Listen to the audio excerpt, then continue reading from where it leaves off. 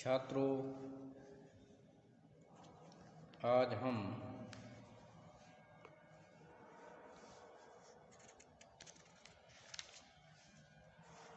भक्ति काल के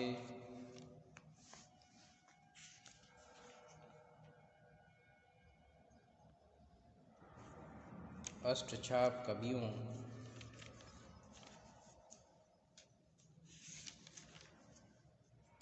की चर्चा करते हुए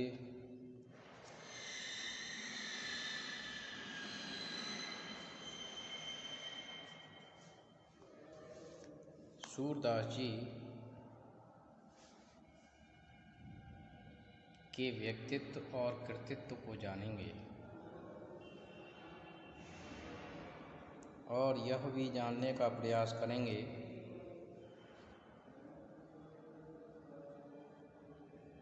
कि हिंदी भाषा एवं साहित्य में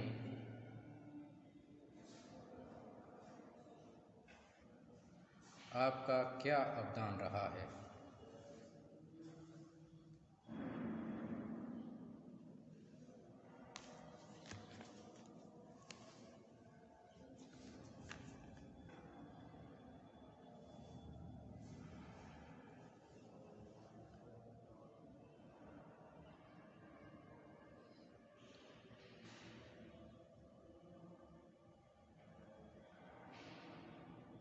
तो सबसे पहले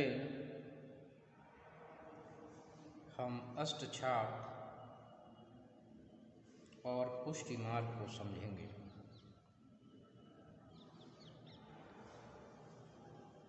भक्ति के क्षेत्र में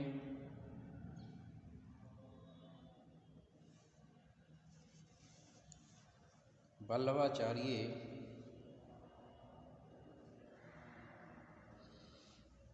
पुष्टि मार्ग को मानने वाले रहे।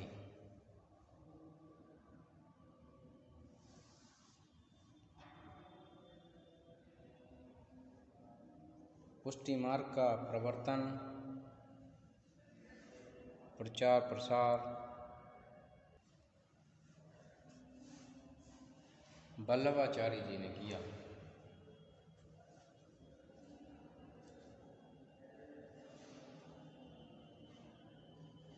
और अष्टछाप की स्थापना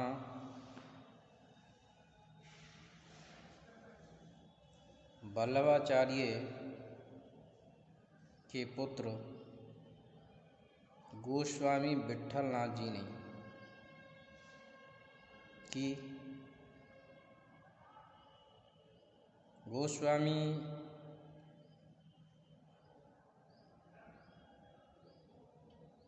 विट्ठलनाथ जी ने 4 भक्त कवि वल्लभाचार्य जी के और 4 भक्त कवि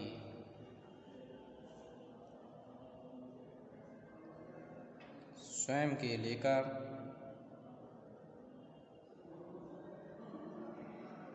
अष्टछाप की स्थापना की। इसकी स्थापना 1565 ईस्वी में आपने की।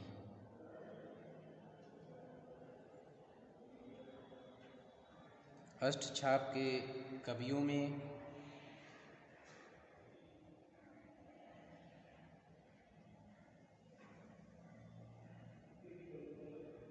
कुम्भनदास, सूरदास, परमानंदास, कृष्णदास वल्लभाचार्य के शिष्य थे। जो नंददास, गोविंद स्वामी, छीत स्वामी, चतुर्भुज स्वामी, गोस्वामी विट्ठलनाथ के शिष्य थे। इस प्रकार से अष्टछाप के कवियों के द्वारा अष्टछाप की स्थापना हुई। इन अष्टछाप के कवियों में महाकवि सूरदास जी का सर्वाधिक महत्वपूर्ण स्थान है, क्योंकि सूरदास जी भक्त और कवि दोनों ही क्षेत्रों में सर्वाधिक लोकप्रिय रहे। सूरदास जी का जन्म 1540 संवत में रुनकता नामक ग्राम में हुआ।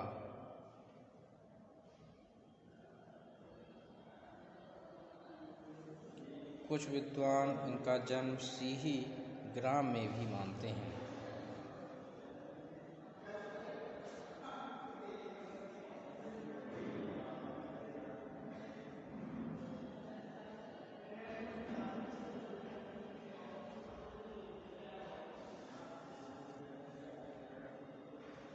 आप गोवर्धन पर स्थित श्रीनाथ जी के मंदिर में भजन कीर्तन किया करते थे और यहीं साहित्य, संगीत, कला, भक्ति आदि में लगे रहते थे। पारसोली नामक ग्राम में संवत 1642 के लगभग आपका निधन हुआ।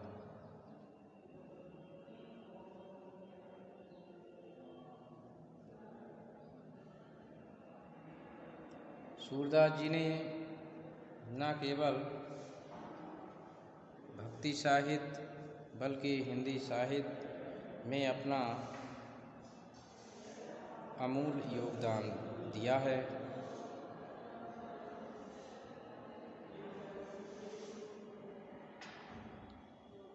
जिसके कारण उनका नाम सबसे पहले लिया जाता है। काशी नागरी प्रचारणी सभा के अनुसार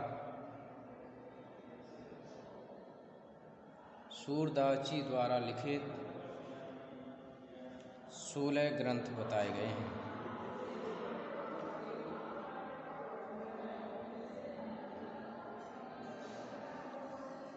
परंतु इन 16 ग्रंथों में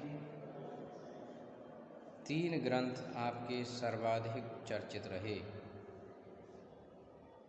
सबसे पहला सूरसागर, दूसरा सूरसारावली तथा साहित्य लहरी।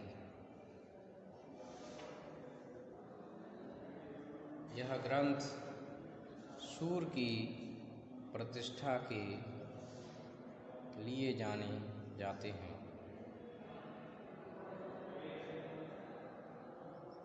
सूरसागर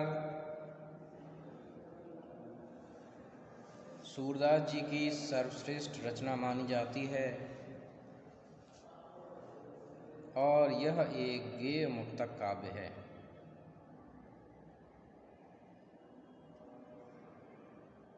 इसमें श्रीमद् भागवत के समान 12 स्कंदों में श्री कृष्ण की लीलाओं का वर्णन किया गया है। यह ग्रंथ भागवत को आधार बनाकर लिखा गया है, लेकिन ये भागवत का अनुवाद नहीं है।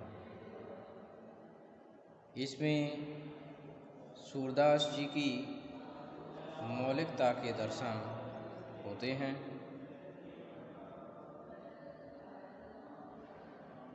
जहाँ एक ओर भागवतकार ने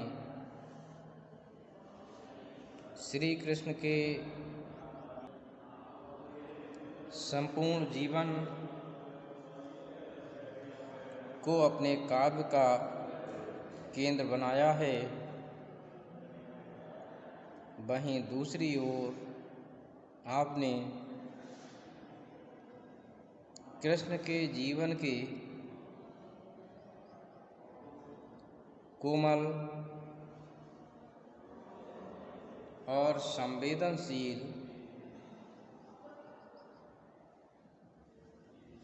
प्रसंगों को उठाया है।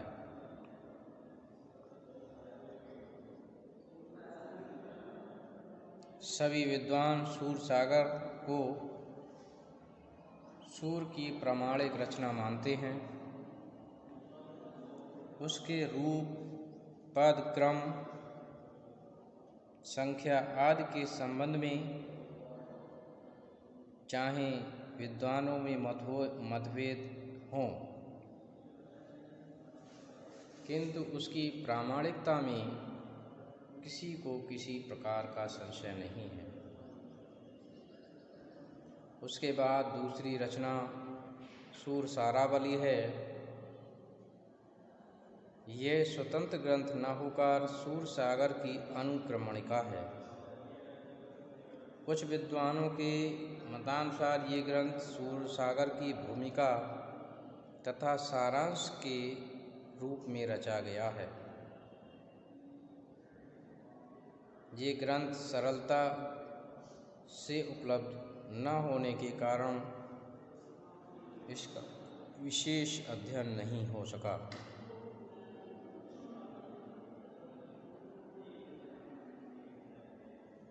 तीसरी रचना साहित्य लहरी है।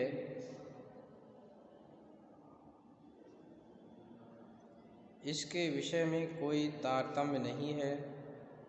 इसमें कृष्ण की बाल लीला से संबंधित पद भी हैं, नायिका भेद के भी वर्णन है, राधा के मान आदि का भी वर्णन प्राप्त होता है। इस ग्रंथ के पद दृष्टिकूट कहलाते हैं। इन दृष्टिकूट पदों में यमक, श्लेष, रूपकातिशयोक्ति तथा अलंकारों का प्रयोग के कारण अर्थबोध में कठिनाई अवश्य होती है, परंतु उनका पांडित्य प्रदर्शन इसमें स्पष्ट हुआ है। तो आज हमने अष्टछाप कवि और उस अष्टछाप कवियों में सूरदास जी को समझा। धन्यवाद।